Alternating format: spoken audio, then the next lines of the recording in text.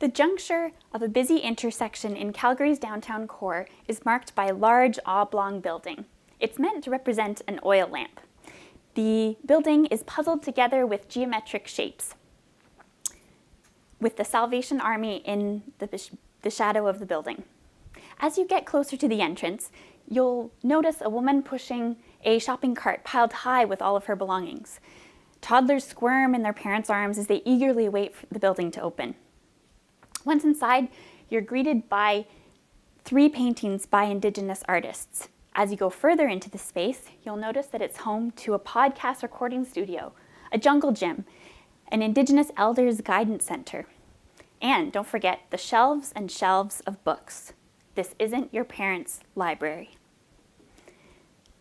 Canadian Public Libraries, much like the one I've described in Calgary, is home to a transformative new space where the focus is on helping vulnerable patrons in the library and addressing concerns that the colonial institution has neglected in the past. Let me give you a few examples.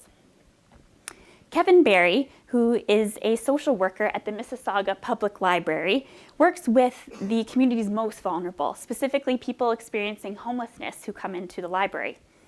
When I sat down with him, he spoke with me fondly about one particular patron who was in his 20s, was suffering from a schizoaffective disorder, couldn't look anybody in the eye. Patrons and staff were concerned about him.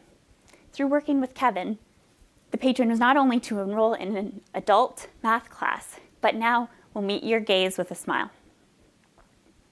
This isn't your parents' library. In Toronto, Canada's largest public library system, it has adopted an Indigenous Strategic Initiative, which looks at how the library can play a role in reconciliation with Indigenous peoples. I sat down with Elder Patrick and we discussed both his cultural teachings and also how he was affected by the residential school system. The library is also looking at how it can incorporate smudging into its facilities.